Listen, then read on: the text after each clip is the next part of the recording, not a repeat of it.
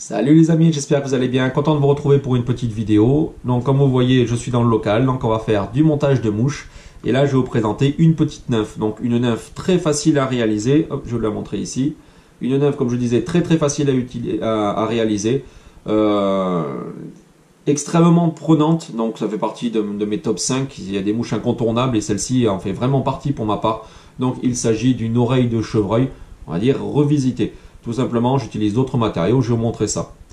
Donc n'hésitez pas à liker la vidéo, à la commenter, à la partager bien sûr si vous aimez.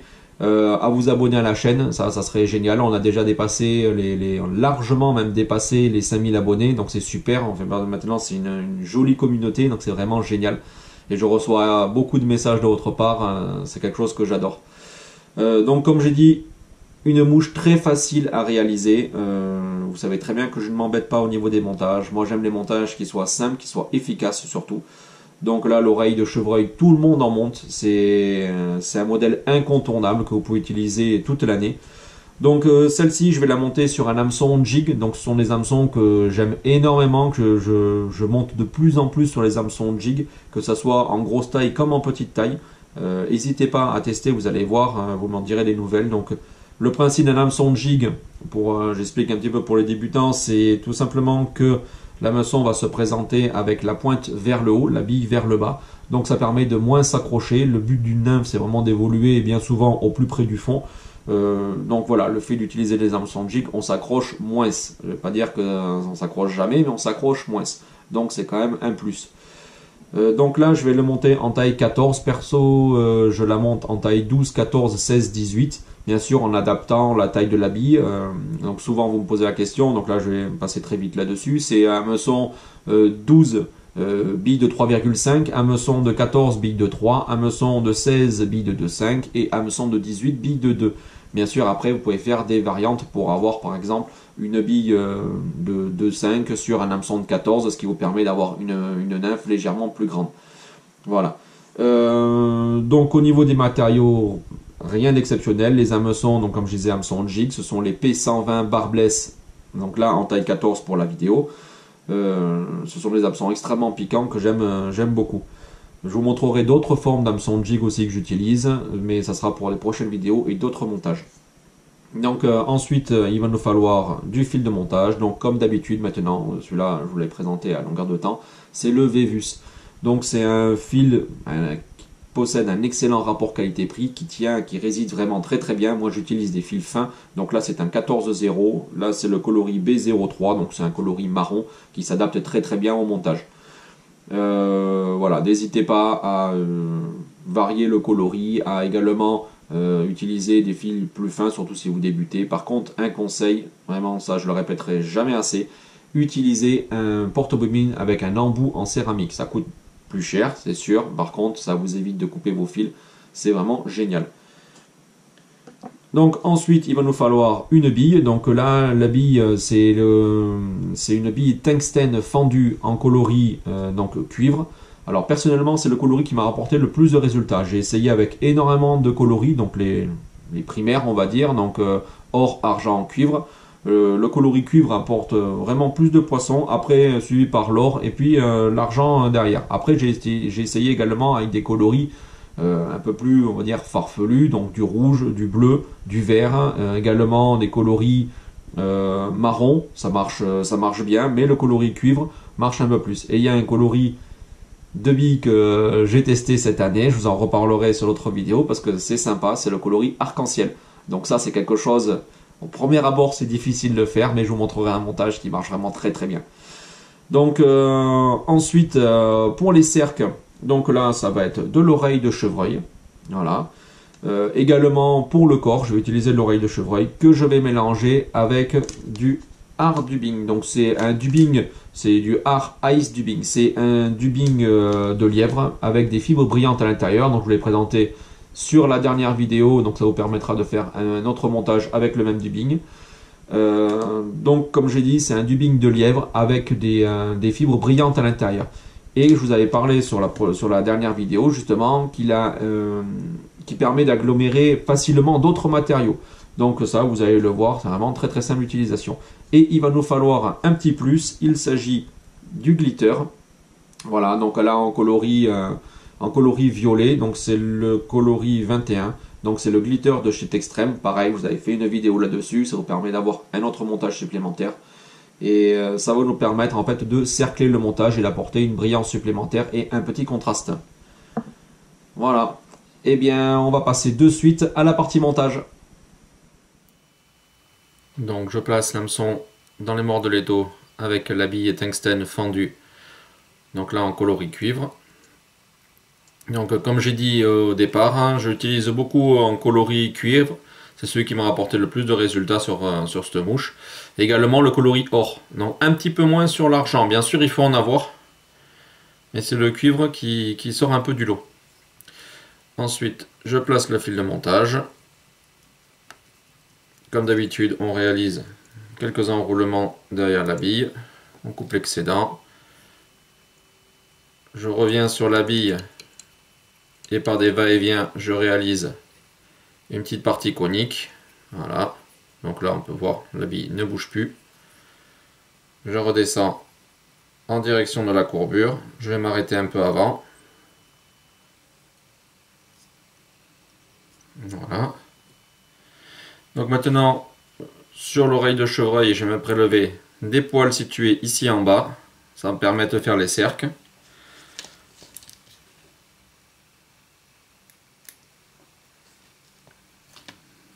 Voilà, j'en prélève une petite touffe.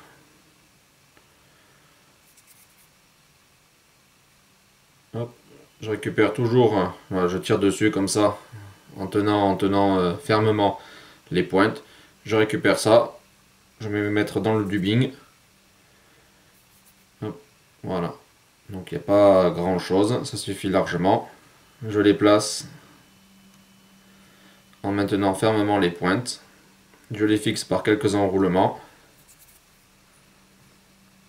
Voilà, je les maintiens et je redescends en direction de la courbure. Je vais me prendre un petit peu de glitter de chez Textreme. Donc c'est le coloris 21.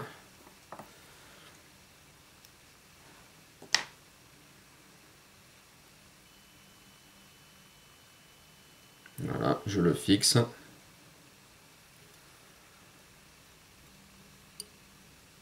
Et je remonte en direction de la bille. Ça me permet d'avoir un montage costaud et en même temps, ça me fait mon sous-corps. Je coupe l'excédent. Voilà, je remonte bien derrière la bille. Le 3 va-et-vient histoire de faire un petit sous-corps conique. Donc là, on va se faire une boucle de dubbing. Donc comme d'habitude, voilà, je prends pas mal de fil, je pose mon doigt dessus, je reviens. Et là, je vais descendre jusqu'à la courbure. Donc ça aura pour effet en fait de me fermer bien la boucle. Donc inutile de faire les deux tours autour, là c'est vraiment très solide. Et je remonte grossièrement pour placer mon fil de montage juste derrière la bille.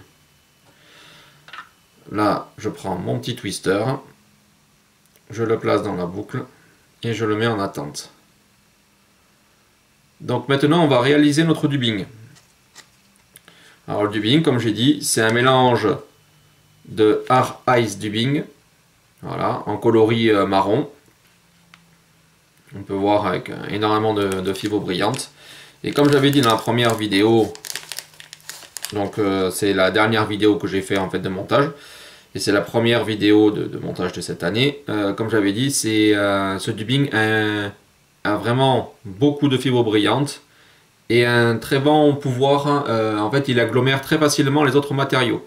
Donc là, on va en récupérer un petit peu. Donc inutile d'en prendre beaucoup, à part si vous décidez de faire beaucoup de montage de mouches. Mais personnellement, je préfère faire mon dubbing au fur et à mesure. Donc voilà, je récupère ça. Hop. Maintenant, je vais me prendre, toujours sur l'oreille de chevreuil, je vais me prendre les poils qui sont situés, hop, voilà, les poils qui sont situés ici, donc au milieu de mon oreille. Par contre, je ne vais pas les couper, je vais les arracher. Donc, je prends comme ceci, je tire dessus, j'arrache. Et là, en fait, ce que je vais faire, je vais essayer de vous montrer ça un peu plus précisément. Voilà. Donc là, ce que je vais faire, c'est ici j'ai mon dubbing. Hop.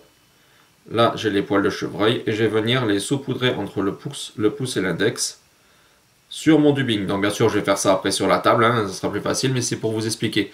Tout simplement pour que en fait tous les poils de chevreuil soient dissociés les uns des autres. Sinon, en fait, ça vous fait une touffe. Donc après, vous devez mélanger. Là, le fait de faire ça, vous mettez des poils vraiment partout au niveau de votre dubbing. Donc hop, je le prends. Là, je vais réaliser une sorte de mèche assez longue. Je pose ça sur la table. Je me récupère mon oreille. J'arrache des poils. Voilà, avoir des touffes à chaque fois. Et je viens saupoudrer dessus. Donc ça, à vous de juger la quantité des matériaux. Voilà, là, il y en a pratiquement assez. Hop, je l'arrache encore un peu plus. Voilà, donc je montre ce que ça représente. Et là, bien sûr, je vais le prendre et je vais quand même le mélanger un petit peu. Voilà, pour bien répartir en fait les poils d'oreille de chevreuil sur toute la mèche. Et je la reconstitue. Alors comme on peut voir, je le disais, il agglomère très très bien les matériaux. Vous voyez, c'est vraiment très très simple. Donc là, il y en a bien sûr trop. Donc j'enlève, ça me permettra de monter une autre mouche. Et là, je vais réaliser une mèche. Donc on peut voir, même comme ça, voilà, ça tient super bien.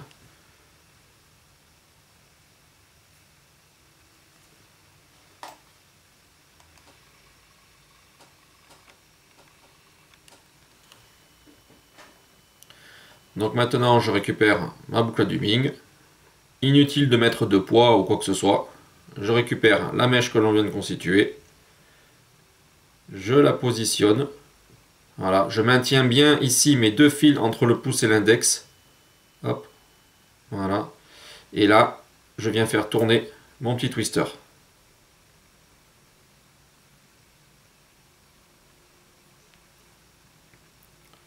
Autre petit point que je vais faire, je vais venir tirer un petit peu dessus, ça permet d'enlever l'excédent, de mettre les poils aussi tous du même côté, les poils et les différentes fibres. Et maintenant j'enroule pour réaliser mon corps. Donc on peut voir comme d'habitude une mouche très facile à faire. Maintenant, donc je me suis arrêté un petit peu avant, voilà, avant la bille. Je récupère mon fil de montage et comme d'habitude, donc j'ai enroulé dans ce sens et là je vais faire dans le sens inverse, histoire que le tinsel ne soit pas noyé dans les poils. Voilà. Hop. Et là, je vais venir l'arrêter juste derrière la bille par quelques enroulements.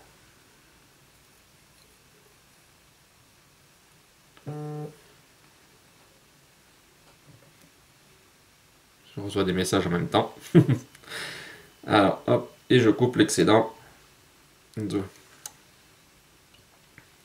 Là, je viens récupérer et j'enroule derrière ma bille pour finir mon montage. Donc on peut voir, à chaque fois je tire vers l'arrière, tout simplement pour redresser un petit peu les différents poils et les différentes fibres. Quelques tours. Je coupe l'excédent. Toujours bien propre avec la lame de rasoir. Voilà. 1-2 tours. Et maintenant, je vais réaliser le nœud final. Alors, sur la dernière vidéo, on m'a demandé comment je réalisais mon nœud avec les doigts. Donc, je vais vous montrer ça. Voilà. Donc, j'ai mon fil. Je tire pas mal de fil. Je viens placer mes doigts, donc, hop, comme ceci. Je repasse dessus. Hop, donc ça fait une sorte de boucle. Et là, je passe derrière ma bille. Je remonte. Là, je tourne mes doigts. Hop, voilà. Donc, c'est pas évident à montrer comme ça à la caméra. Le mieux sera pour ceux qui vont au Sanama au mois de février de venir me voir sur le stand. Et comme ça, je vous montrerai ça en direct. Malin, le type. Il fait déjà de la pub pour le Sanama. Voilà, donc j'en réalise une ou deux. Donc en fait, c'est tout simplement ce que l'on peut réaliser grâce à l'outil pour faire les nœuds. Voilà, moi je le réalise avec les doigts, c'est une question d'habitude. Je coupe l'excédent. Encore un message. Voilà. Et là, la petite mouche, elle est terminée. Donc si vous avez des grandes fibres, hop, vous pouvez prendre et tirer dessus si ça vous dérange. Mais en tout cas, là, on a un montage vraiment très très efficace. Donc on peut très bien prendre la brosse et venir mettre un petit coup de brosse. Histoire d'ébouriffer encore plus. Donc là c'est pareil, souvent vous me demandez en fait d'où viennent mes petits outils.